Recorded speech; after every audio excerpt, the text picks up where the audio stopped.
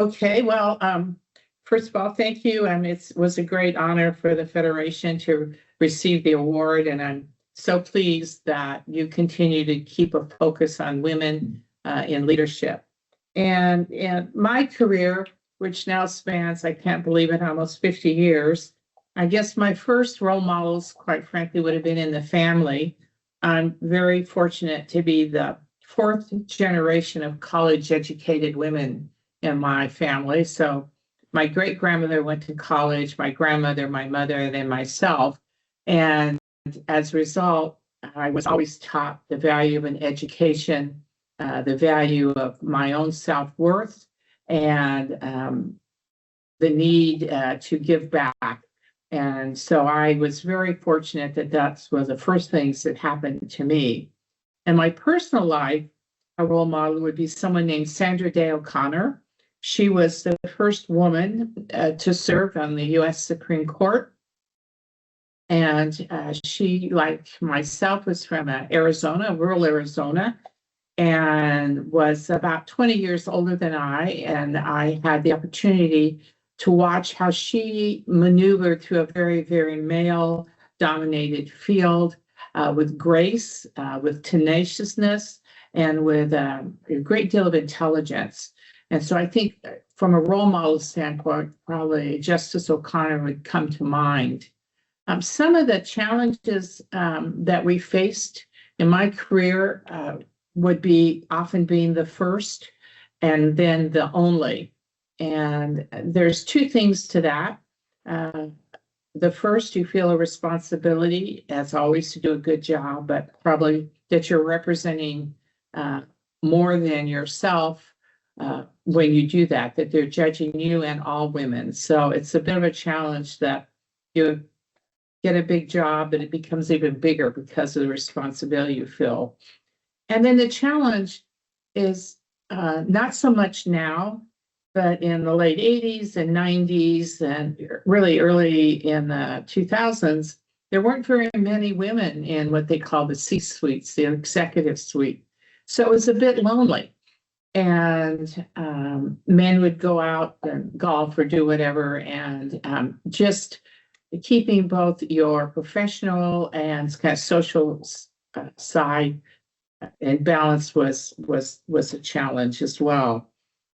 Much less now. I'm very fortunate to work with a great deal of really competent women executives, and we can share, kind of things that women worry about. We worry maybe a bit differently about our homes and our spouses and our children and how we go forward. And it's very good to have someone else that you can share these concerns and get either advice or reassurance.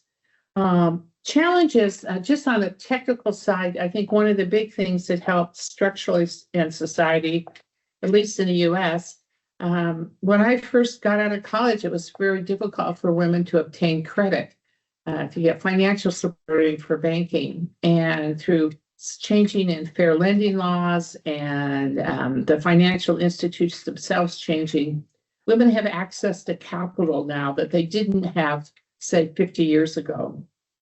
And with that capital, it gives you a certain freedom to start your own firm, to start your own business, to have a certain level of independence. So I would say from that standpoint, one of the big things was the change in the credit laws was something that really was a big impact to women. Well, first of all, I'm very pleased that they're continuing in this space. I think sometimes we women are a bit naive. We assume if we get a certain right that we will always have that right. And there's part in the globe where women have had, unfortunately, to take a terrible step backwards. And so we have organizations such as yours. You keep in the main light that it's important that women have rights, that women do have rights, and that we must work and with great diligence to assume those rights are not eroded. So I'm very thankful that you continue to do that.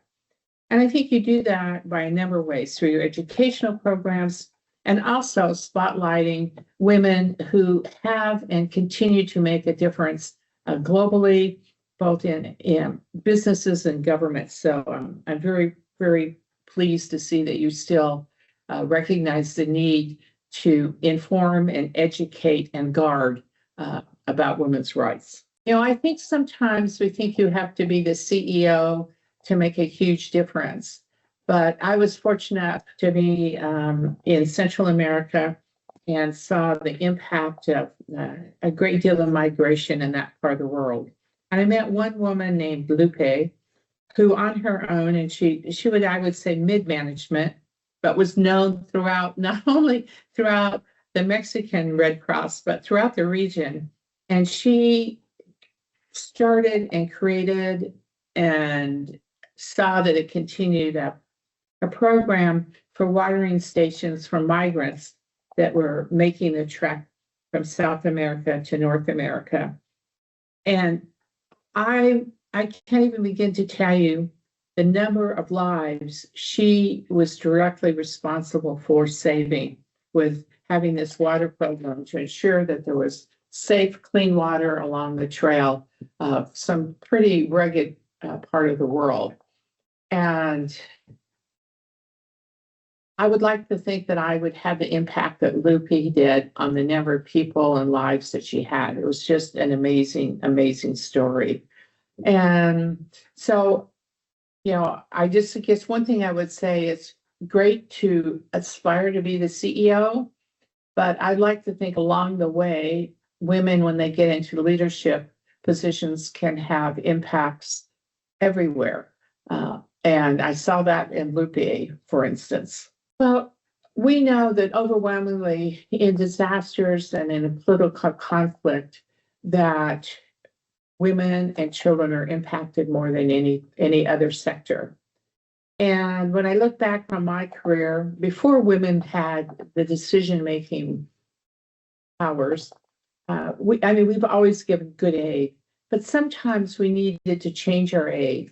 And I'm really pleased now that when we put together aid boxes, that we see that aid that is given to men, the context is different than aid that we give to women. We have different biological needs, we have different nutritional needs, and oftentimes different even physical needs. And we have really changed our distribution of aid to recognize these unique differences.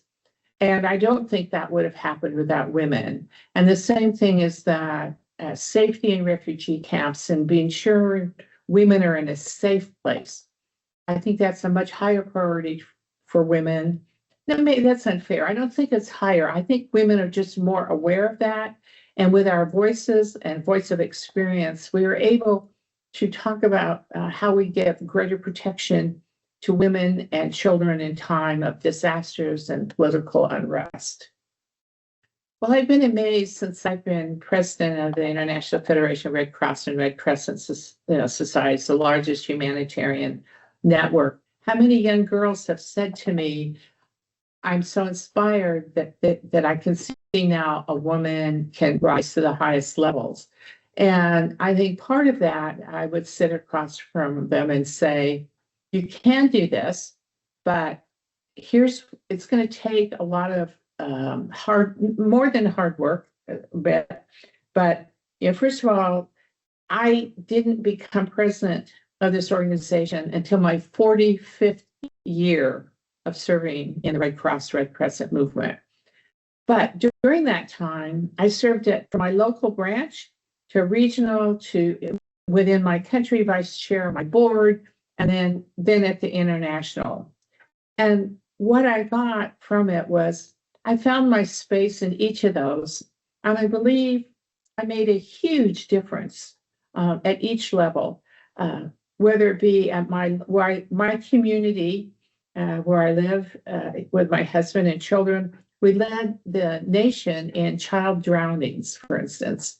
And I recognized that, knew it was a problem. And when I became the first woman chair of my local branch, I brought this up and we were able to pass legislation to make swimming pools much safer by requiring fencing. And so I think there's always space at the entry level. Once goes to the entry level and be innovative, be vocal, and be persistent. And it's amazing with those things, with the right skill sets, the difference you can make. And if you make a difference in a small scale, pretty soon you'll be making difference on a medium, and then it keeps getting larger and larger. So I think sometimes the barriers are as much internal as external. We need to give, I tried to give my daughters the confidence that my mother, grandmother, and great aunts and aunts gave me, that you can do this. And we're here to help support you. We're here to see that you get the right skills.